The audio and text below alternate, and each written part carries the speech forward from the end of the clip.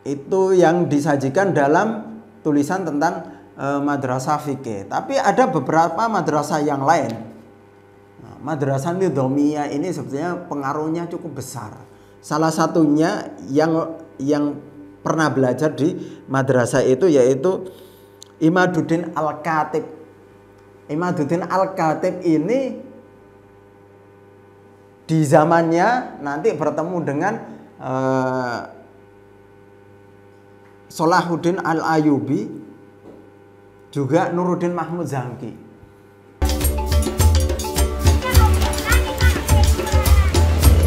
Hadiran kita di tempat ini untuk berbagi daging kurban yang tadi pagi sudah kita sembelih di sentra pemotongan.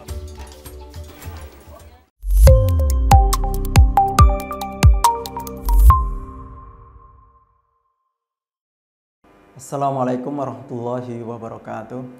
Alhamdulillah wassalatu wassalamu ala sayyidina wa maulana rasulillah wa ala alihi wa sahbihi wa mawala amma ba'd.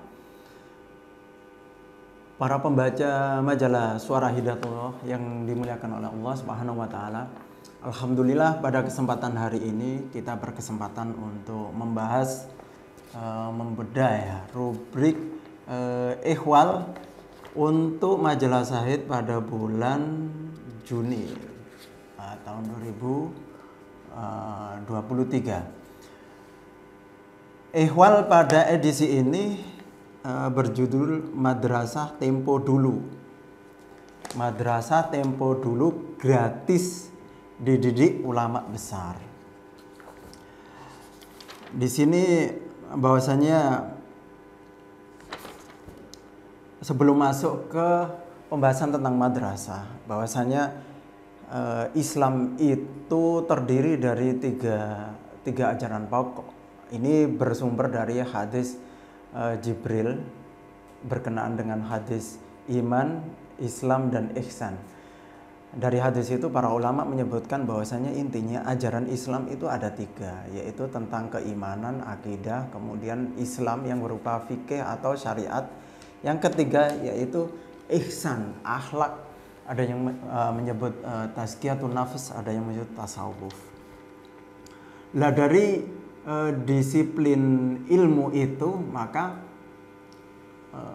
muncullah madrasah-madrasah yang memiliki konsentrasi untuk mempelajari tiga disiplin itu. Karena tiga disiplin itu adalah tiga disiplin yang pokok. Yang pertama yaitu ilmu tentang usuluddin, di mana para ulama mendirikan madrasah-madrasah, terutama madrasah Al-Quran. Pelajaran terhadap Al-Quran ini memang diutamakan sebelum mempelajari ilmu-ilmu yang lain. Sehingga ada sebuah riwayat bahwasanya Imam Al-Auza'i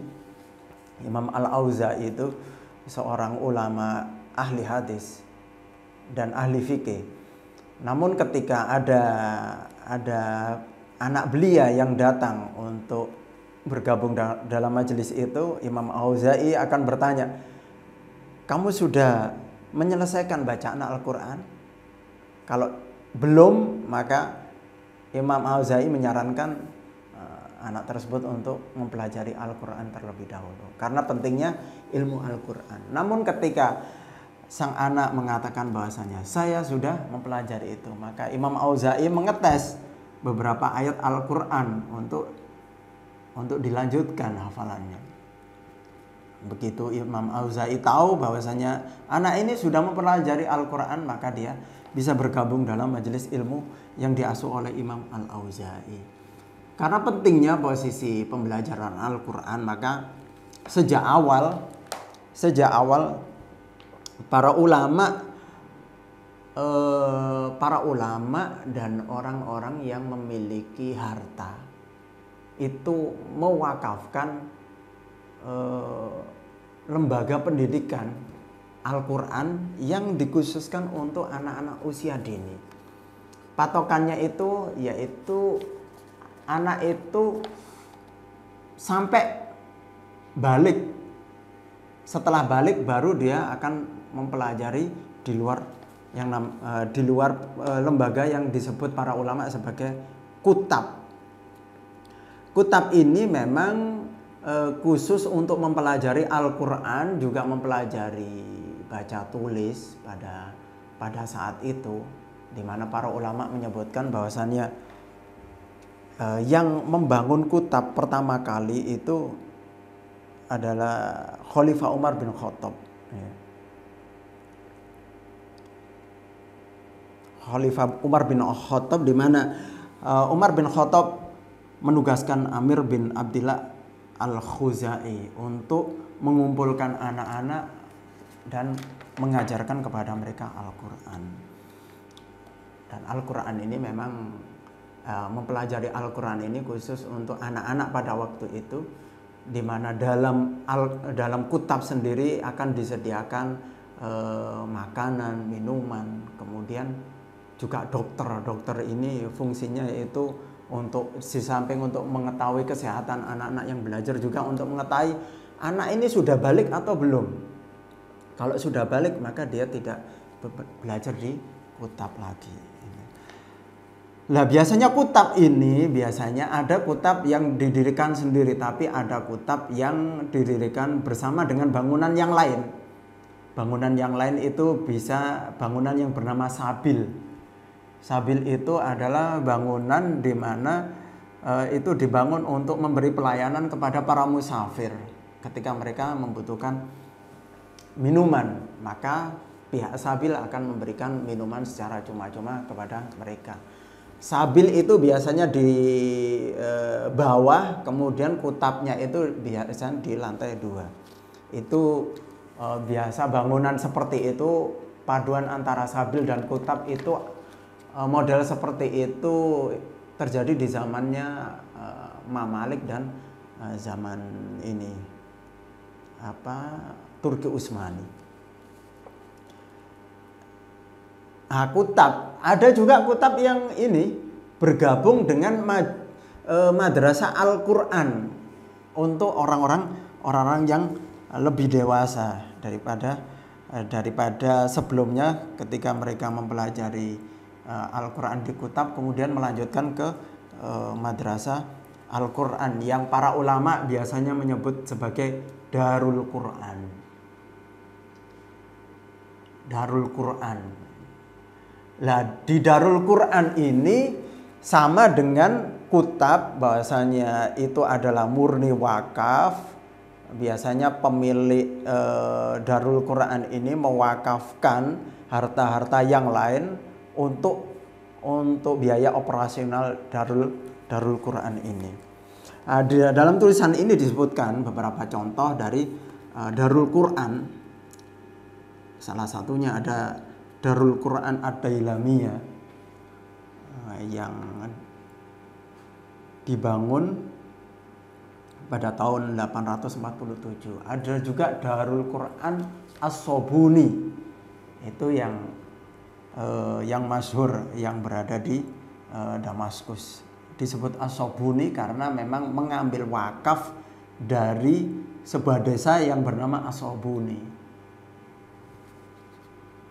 Desa itu maksudnya ada kebun, juga ada sawah. Nah, hasil dari sawah dan kebun itu digunakan untuk biaya operasional Darul Quran tersebut. Nah, para ulama di sini detail ya dalam menghadirkan kepada kita rincian biaya yang digunakan Darul Quran biasanya. Di sini dalam kitab Ad-Daris fi Tarikh Al-Madaris itu. Ini menyebutkan misalkan Darul Quran Ad-Dailamiyah ini untuk imam dianggarkan gaji tiap bulan itu 10 dirham per bulan. Bukan 10 dirham, 100 dirham, maaf. 100 dirham per bulan. 1 dirham kalau sekarang kita membeli 1 koin dirham perak itu 60.000. Jadi kalau 100 dirham berarti gaji imamnya pada waktu itu 6 juta per bulannya. Itu masih ini ya imam saja. Tapi imam itu, ini gaji pokok imam. Imam itu kalau dia menjalankan tugasnya sebagai imam, mengimami sholat, maka akan mendapatkan tunjangan 20 dirham per bulan. Kemudian imam itu juga punya tugas untuk mengajarkan Al-Quran juga. Dengan adanya tugas itu maka ditambah 30 dirham per bulan. Jadi gaji total imam pada waktu itu yaitu 150 dirham. 150 dirham. 1 dirham itu sekitar 60.000. Jadi gajinya berapa itu? Sekitar 9 jutaan itu. 9 juta itu per bulannya itu. Nah, ada juga anggaran untuk itu tadi karena ada gabungan antara Kutab dengan Darul Quran gitu. Maka di situ ada anggaran khusus untuk anak-anak yang belajar Al-Quran, anak-anak di situ yang belajar di Kutab itu mereka dianggarkan 10 dirham per bulan. 10 dirham. Jadi sekitar 600 ribuan. Untuk penuntut ilmu Darul Quran yang besar-besar itu terutama biasanya orang asing, bukan orang yang tinggal di desa itu. Maka di madrasah di Lamia ini untuk penuntut ilmu asing yaitu 30 dirham per bulan atau sekitar 1,8 juta. Itu untuk beasiswa mereka per bulannya. Itu belum nanti ada anggaran-anggaran yang lain untuk misalkan pembacaan Sahih Bukhari dianggarkan khusus untuk Sahih Bukhari itu 100 dirham gitu. Nah, ini gambaran secara agak terperinci mengenai pembiayaan dalam Darul Quran tersebut. Nah, sehingga dengan demikian ketika ada sekolah seperti itu kemudian itu disediakan secara gratis, kemudian pelajarnya itu memperoleh perhatian juga. Bahkan ada anggaran untuk jubah, gamis, sapu tangan untuk anak-anak yatim 60 dirham per bulan. Ini menunjukkan bahwasanya Darul Quran dan Kutab pada waktu itu memperhatikan hal-hal yang berkenaan dengan kebersihan siswanya.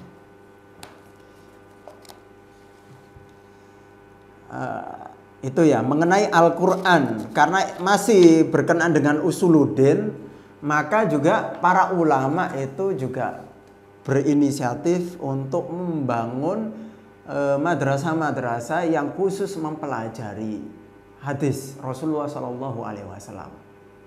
Kalau Darul Quran untuk mempelajari Al-Quran, maka untuk mempelajari hadis sekolah-sekolahnya disebut Darul Hadis. Darul Hadis ini ada beberapa banyak. Di dalam tulisan ini disebutkan tiga Darul Hadis karena 3 Darul Hadis ini cukup terkenal. Yang 2 itu berada di Syam, yang 1 itu berada di Mesir, lebih tepatnya di Kairo. Pertama, Darul Hadis pertama yang dibangun ini keunikan di peradaban Islam.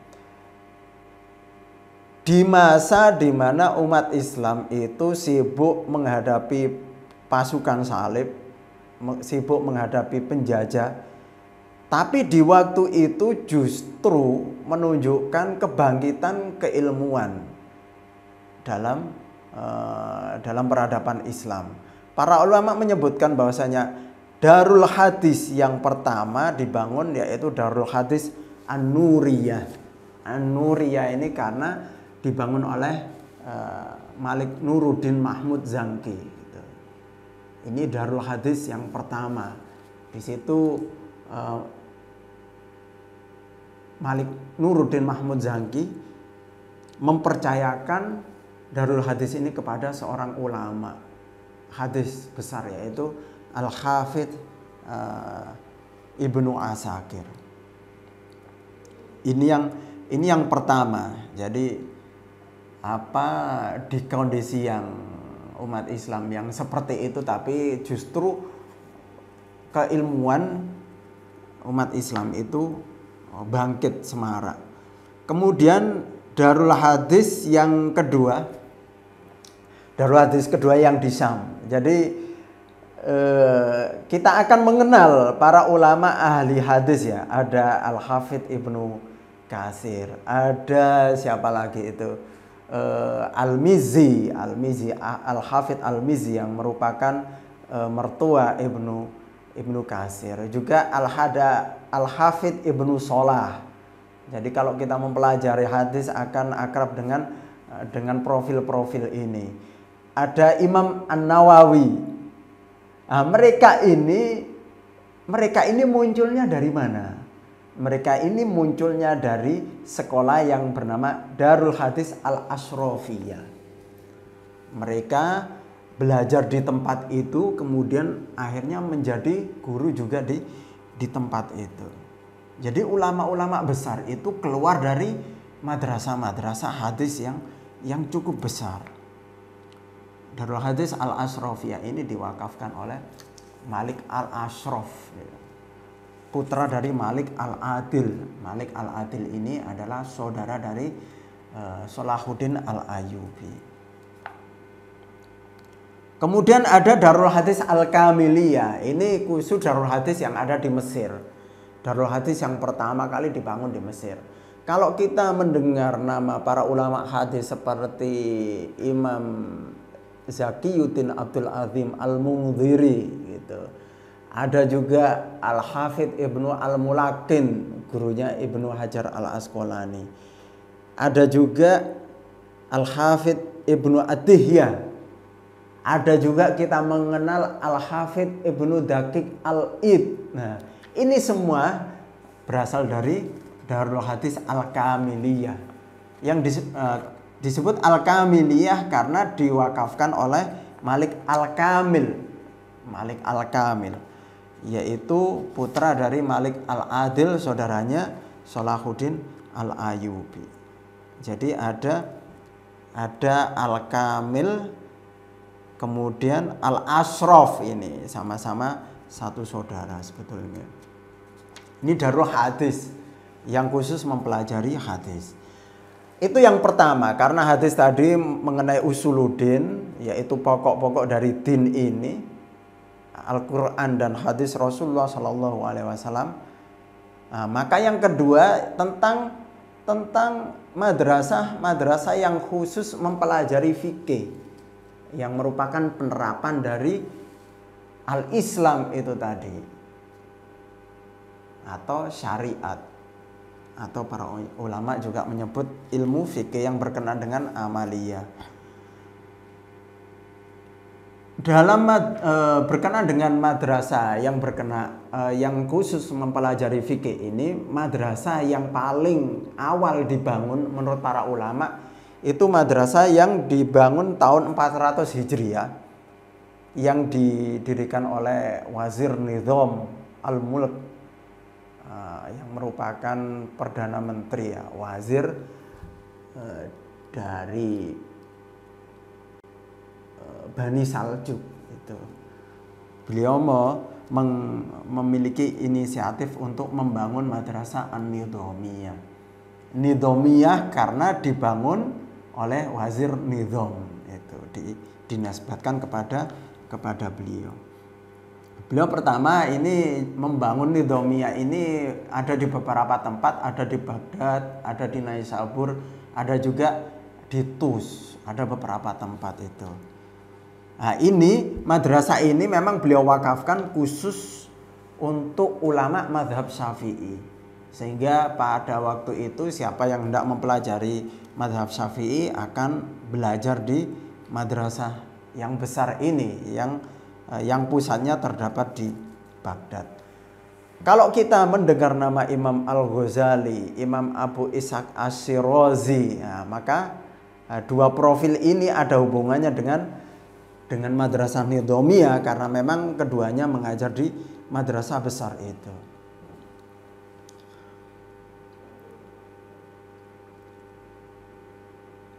Itu yang disajikan dalam tulisan tentang madrasah fikih. Tapi ada beberapa madrasah yang lain. Nah, madrasah Nidhamiyah ini sebetulnya pengaruhnya cukup besar. Salah satunya yang pernah belajar di madrasah itu yaitu Imaduddin Al-Khatib. Imaduddin Al-Khatib ini di zamannya nanti bertemu dengan Salahuddin Al-Ayyubi, juga Nuruddin Mahmud Zangki, di mana Imaduddin Al-Khatib menjadi sekretaris untuk menulis surat-surat yang akan dikirimkan oleh dua pemimpin muslim tersebut itu. Jadi ada hubungannya dengan madrasah Nidhamiyah ini dengan masa-masa Salahuddin Al-Ayyubi, di mana banyak dari lulusan Nidhamiyah yang berada di sekitar Salahuddin Al-Ayyubi. Ini pengaruhnya cukup besar terhadap Nuruddin Mahmud Zangki, Salahuddin Al-Ayyubi, di mana ketika penguasa-penguasa muslim ini dikelilingi oleh para ulama, maka mereka juga memiliki kesadaran tentang betapa pentingnya ilmu. Sehingga seperti Salahuddin Al-Ayyubi, Nuruddin Mahmud Zangki yang sebelumnya mendirikan madrasah Nuriyah itu untuk khusus mempelajari hadis. Sedangkan di sini Salahuddin Al-Ayyubi konsentrasi untuk mendirikan madrasah-madrasah yang mempelajari khusus ilmu fikih. Ada salah satu madrasah yang beliau dirikan yaitu Madrasah As-Solahiyah. Solahiyah yaitu dinisbatkan kepada Salahuddin Al-Ayyubi. Madrasah Solahiyah ini letaknya di samping ya, di sampingnya makam Imam Syafi'i radhiyallahu anhu. Nah, kita lihat bagaimana konsentrasi, bagaimana keseriusan Salahuddin Al-Ayyubi dalam membangun madrasah ini, dalam memilih gurunya, kemudian dalam operasional madrasah ini. Kalau kita dengar beberapa profil ulama, misalkan ada ulama yang bernama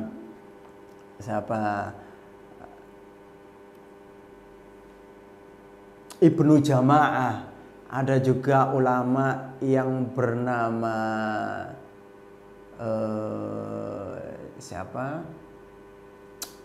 Syekh Zakaria Al-Ansori gitu. Nah, itu adalah termasuk ulama-ulama yang mengajar di madrasah Salahuddin Al-Ayyubi ini. Jadi ulama-ulama besar di situ yang mengajar di situ. Lah bagaimana keseriusan Salahuddin Al-Ayyubi ini? Jadi para ulama ini menyebutkan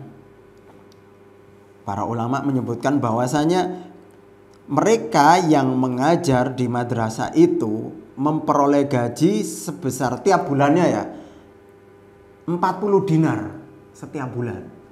1 dinar itu kalau saat ini, kalau kita beli koin dinar itu ada yang mematok harga 4 juta.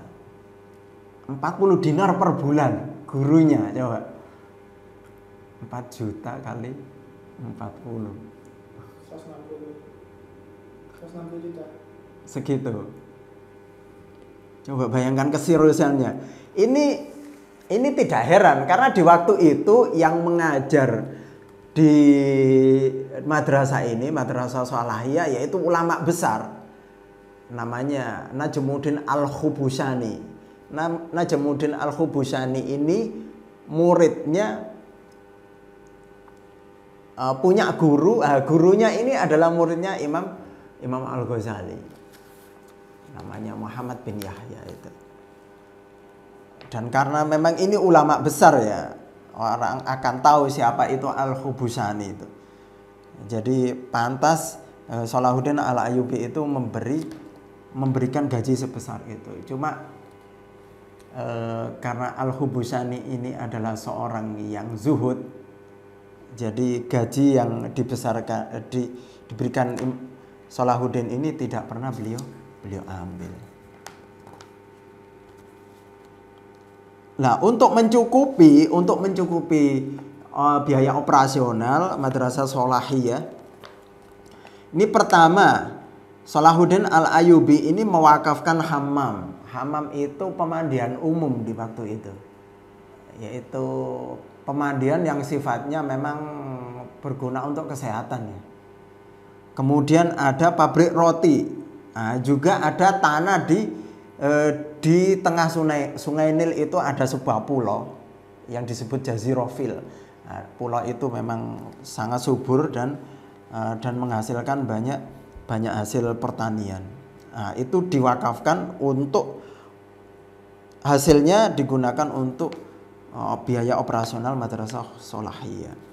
Salahuddin Al-Ayyubi itu juga membangun madrasah yang namanya Madrasah As-Suyufiyah.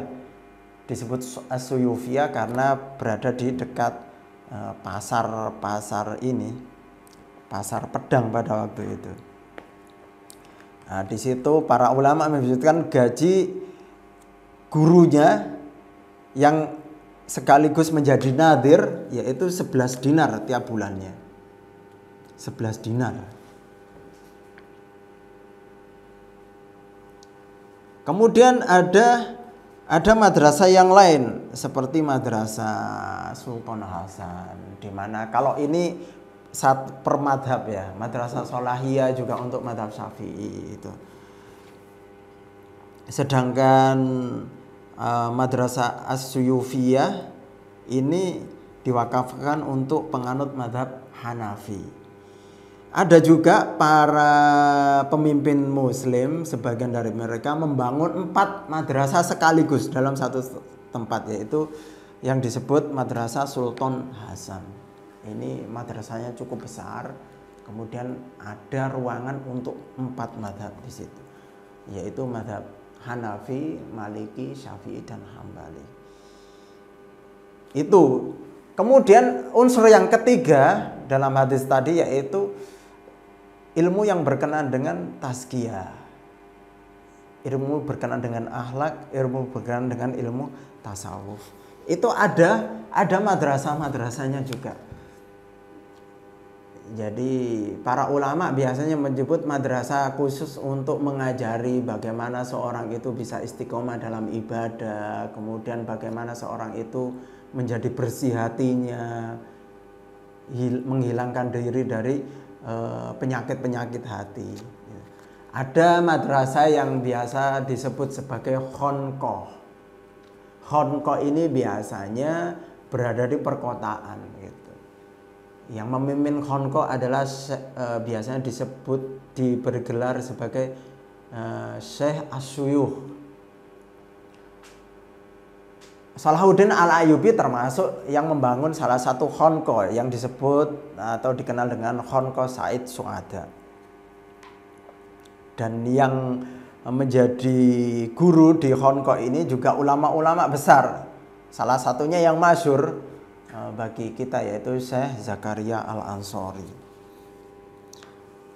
Tapi nanti ada juga istilah yang lain yang mirip-mirip dengan madrasah ini, tapi semuanya isinya sama, yaitu mengajarkan hal yang berkenaan dengan ruhiyah.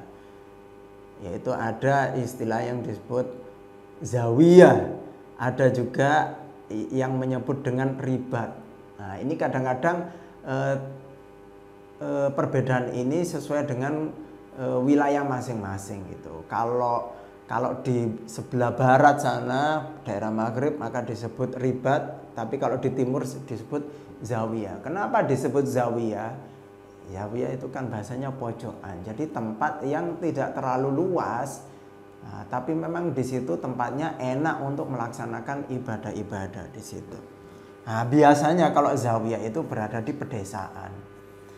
Dan zawiyah itu kebanyakan menjadi tempat singgahnya para musafir. Ketika para musafir kemalaman di jalan, mereka tidak memperoleh tempat penginapan, maka mereka singgah di zawiyah-zawiyah itu. Kan tempat untuk mereka bermalam, juga tinggal, juga menyediakan kebutuhan mereka termasuk makanan.